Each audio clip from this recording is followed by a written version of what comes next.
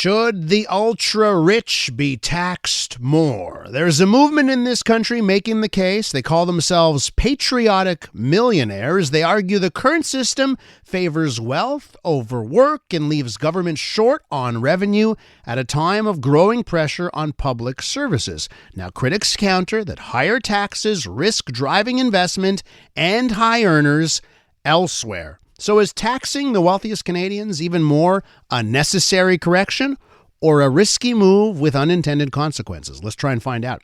We welcome Claire Trottier onto the program, chair of Patriotic Millionaires Canada. Claire, welcome to the program. Thanks for having me. Let's talk about just who makes up Patriotic Millionaires Canada. I see on your website nonpartisan membership of high net worth Canadians. Tell me more about the collection of people making up this movement. Yeah, so this week, as world leaders are gathering in Davos, we presented a letter with about 400 millionaires from across the world asking for a wealth tax, and that letter included 25 Canadians. And these are people who come from all kinds of different backgrounds, folks who started their own businesses, people who have inherited their wealth. So it's a really interesting group of people. So make me the case. Make the case for our listeners that those who are ultra wealthy, in fact, should be paying more. Well, right now, the ultra wealthy are actually paying less than everyday Canadians. If you take the instance of the amount of tax that you pay on your salary, Canadians who earn a salary, 100% of your salary is taxable income. Whereas when I make my money on money in the form of capital gains, 50% is tax-free. So if I earn the same amount as you do in capital gains, I'm actually paying much less tax than you do from working. I think that is completely ridiculous and needs to change. So Claire, just on that front, right? So I take some issue with that, right? And I'm someone that, since I was 20, I've been investing. And I get taxed a lot. Like I look at the tax that already comes off the paycheck, right? And then I pay my bills, I pay my rent, I pay for my food, I pay everything else. And I've made a decision not to spend whatever's left. I made a decision not to spend it on alcohol, not to spend it on cigarettes or drugs. Like I made a decision to invest it. And I feel, wait a minute, I paid my taxes on the money that I earned.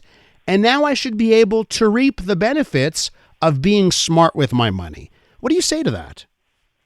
I mean, I don't really think that when we talk about taxing the ultra wealthy, I would be surprised if you are included. I mean, congrats. That's like, wow. I'm not a billionaire. I'm not a billionaire, but it went from billionaires to millionaires, right? The fact of the matter is, I don't need to work for a living. I sit back. Well, I work in a volunteer capacity, okay, but I don't own a salary. I don't need to earn a salary because I make my income that I use to live to, buy my house, go on nice vacations from wealth that I've inherited. And it's just sitting there and it's generating income passively. And it's taxed at a lower rate than the amount of money that people who work for a living earn. I don't really see why I should get a massive tax break on the money that I earn. Mm-hmm. And, somebody who's working hard as a teacher is working very hard and is getting taxed on their full salary. Yeah, but I'd give you the response to that. It's as a reward for being smart with your money. That would be the argument, right? Like, why should you pay a lower tax rate on that money? Well, you were smart with your money. You weren't frivolous. You didn't spend it on cars or luxury yachts or whatever it is. You decided to invest it, right? So, listen, I guess the other question I have is if money will solve the problems.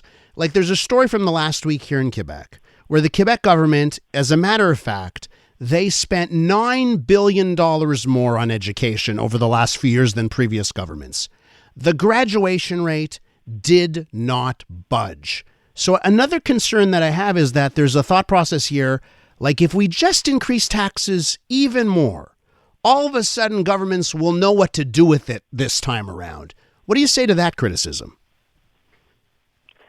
I mean, look, I'm not always in agreement with everything that the government does, and we live in a democracy. So I think that everybody should have a fair, say on what happens in our society. What I will say is that we live at a time where a small handful of Canadians hold more wealth than 50% of the population. And this is something that is deepening at an accelerated rate. We see in the United States what happens when the ultra wealthy gain so much access to power that they obtain political leverage and further enrich themselves. So I think we should be asking ourselves if that is the direction that Canada wants to head in, or do we want a society where the wealthy actually pay a very small proportion of their wealth and therefore contribute to, state coffers. If you look at the proposal that was put together by Gabriel Zucman in France, that was discussed a lot in 2025, that's 2% on, I believe, only billionaires' wealth. If you tax 2% on the wealth of billionaires, it is not going to have a demonstrable impact on their life. You mentioned yachts, etc. They will still have gigantic yachts and private jets, etc. However, they will be contributing a small amount proportionally of their wealth in order to actually make a contribution. So I guess the other concern that I have is that if you go down this path, like people who are billionaires, I think most of the time they got there because they're smart. And what we've seen in other jurisdictions, they're like, well, okay, you're going to tax me 2%. I'm just going to move to another jurisdiction. So I'm wondering, realistically, if you increase those taxes, do you just not end up in a situation where those people leave the country and then you end up with less tax revenue, not more?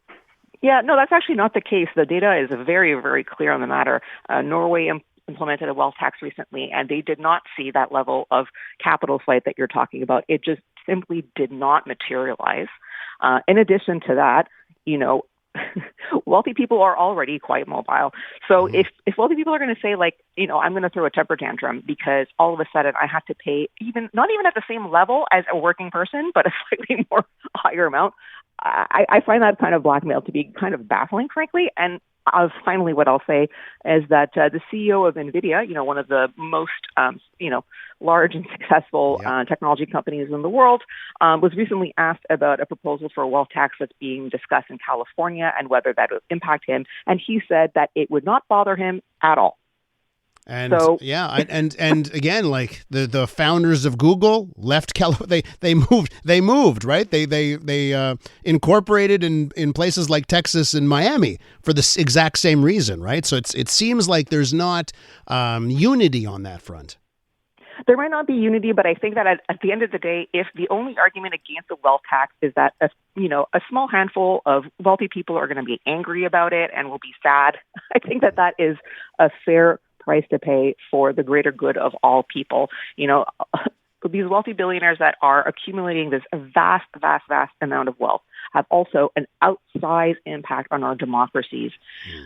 Something needs to be done about it. At some point we have to ask ourselves, when is enough enough? How much money does one person actually need? We have Elon Musk that is going to potentially be a trillionaire officially this year.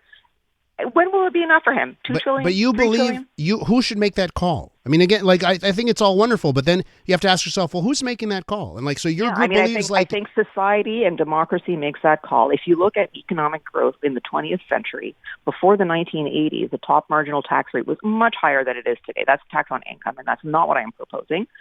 Just for argument's sake, because I get this a lot, there was a massive economic growth during that time, and the economic growth that happened was more evenly distributed throughout society. And so it was a policy decision that was made by governments to lower taxes on multiple fronts, including corporate taxes, and to not respond to the massive growth in wealth inequality that we've witnessed over the past couple of decades with policy tweaks to address that. Claire, these are decisions we make together as a society. How much more do you send every tax season to the Canada Revenue Agency? They send you the tax bill, you send them more? I mean, if I was being taxed more, I would send more, of course. But everyone can send more. You can say, you know what, I deserve to pay more taxes. You can voluntarily send more money to the CRA. I certainly get that question a lot as well. I mean, listen, you're not going to resolve structural issues based on the voluntary generosity of a handful of people. That's not how things work. We need to have a system whereby everybody pays their fair share. I come back again. Why is it fair that a teacher pays more tax than I do? I do not think that's fair. Claire, we have to leave it there. I want to thank you so much for your robust defense of your arguments and appreciate your time. Thank you so much. Claire Trottier is the chair of Patriotic Millionaires Canada. I'm Dylan Playfair. And I'm Tyler Smith. We're putting loneliness in the penalty box by talking to some of our favorite athletes about the importance of friendship. This is Bromance. Bromance is brought to you by Charm Diamond Centers, proudly Canadian-owned and operated. Charm has been part of your love stories and bromances for over 50 years. And you can find Bromance on the iHeartRadio network or wherever you get your podcasts.